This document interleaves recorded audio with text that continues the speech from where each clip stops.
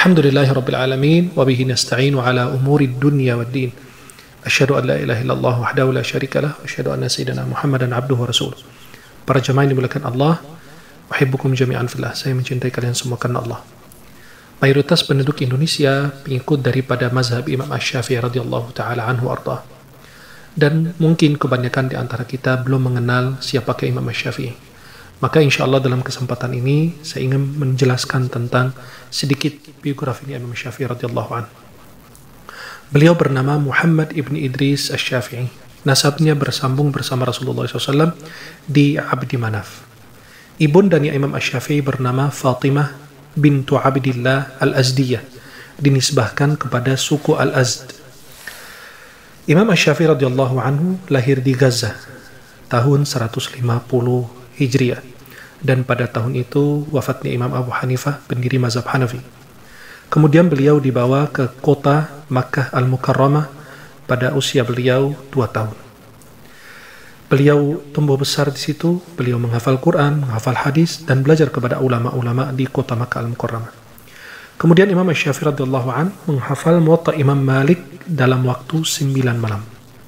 Lalu beliau datang ke kota Madinah Al-Munawwarah, bermulazamah belajar kepada Imam Malik bin Anas. Dan Imam Asy-Syafi'i membaca kitab Al-Muwatta karangan Imam Malik dari hafalannya pada usia beliau diperkirakan 13 atau 17 tahun. Lalu Imam Malik radhiyallahu anhu kagum dengan bacaannya Imam Asy-Syafi'i. Lalu beliau berpesan kepada Imam Syafi'i, ittaqillaha fa innahu sayakunu laka sya'. Bertakwalah kepada Allah karena engkau akan memiliki kedudukan yang bagus. Kemudian beliau rihlah dalam menuntut ilmu ke negeri Yaman. Kemudian beliau berrihlah lagi ke Irak.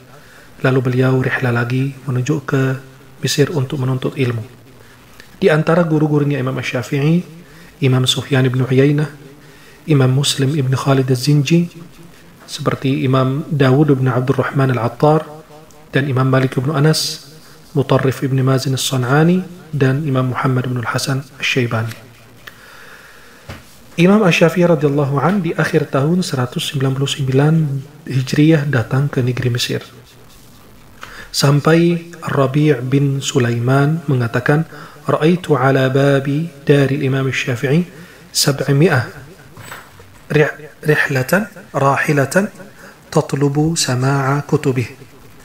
Saya melihat di depan pintu Imam Asy-Syafi'i radhiyallahu anhu sekitar 700 kendaraan. Orang-orang datang untuk menuntut dan mempelajari ilmu kepada Imam Asy-Syafi'i radhiyallahu anhu. Imam Asy-Syafi'i menikah dengan perempuan bernama Hamdah binti Nafi' ibni Anbasah, dan beliau memiliki 4 anak. Imam Asy-Syafi'i mengatakan, "Idza shahha al-hadits fa huwa madhhabi." Apabila ini hadis sahih, maka itu adalah mazhabku. Sampai beliau mengatakan, "Wadattu anni idza nadhartu ahadan ay yudhhira Allah ta'ala al-haqqa 'ala yadayhi."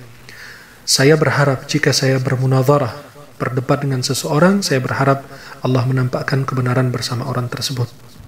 Dan beliau pernah mengatakan, "Man arada al-akhirata fa 'alaihi al-ikhlasu fil 'ilm." Barang siapa menginginkan akhirat, hendaklah dia ikhlas dalam menuntut ilmu. Dan Imam Asy-Syafi'i radhiyallahu anhu dipuji oleh guru-gurunya dan dipuji juga oleh murid-murid beliau. Imam Asy-Syafi'i datang ke Mesir, dan beliau menetap, terakhir datangnya ke Mesir pada tahun 199 Hijriah, dan menetap di Mesir diperkirakan 4 tahun sekian. Dan banyak beliau mengajarkan ilmu kepada murid-murid beliau, dan beliau biasanya duduk di Masjid Amr bin Al-As yang kita kenal pada saat ini, atau dulu disebut dengan Masjid Al-Fustat. Imam Asy-Syafi'i radhiyallahu anhu wafat di Mesir malam Jumat sehabis sholat maghrib pada tahun 204 Hijriyah.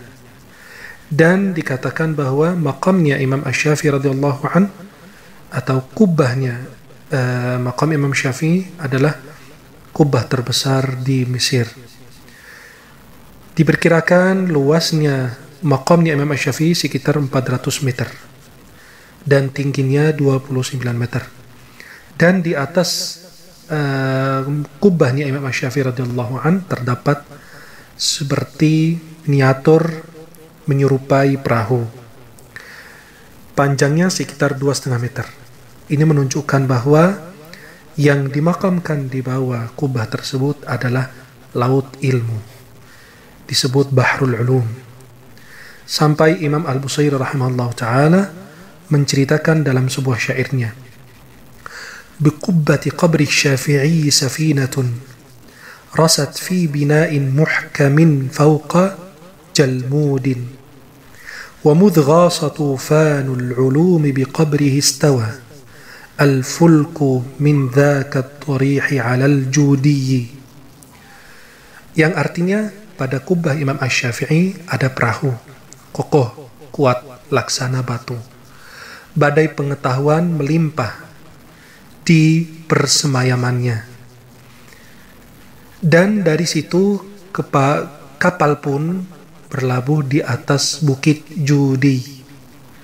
Mudah-mudahan Allah merahmati kita semua dan kita bisa mengenal Imam Syafi'i dan kita mengenal murid-muridnya beliau seperti Imam Ahmad bin Hanbal, Imam Al-Buwaiti dan Harmalah ibnu Yahya, Ar-Rabi' bin Sulaiman Al-Muradi dan Ar-Rabi' bin Sulaiman bin Dawud. Dan di antara karangan-karangan Imam Asy-Syafi'i radhiyallahu taala anhu, kitab Ar-Risalah yang ditulis di Baghdad pada saat itu dan disebut mazhab lama. Kemudian kitab Ar-Risalah Al-Jadid yang disebut mazhab baru yang ditulis di Mesir.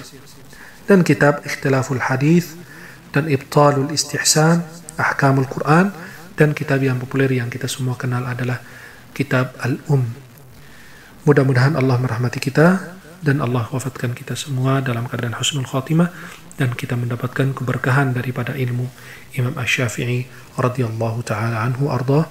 Wallahu taala a'la wa a'lam bissawab. Assalamualaikum warahmatullahi wabarakatuh.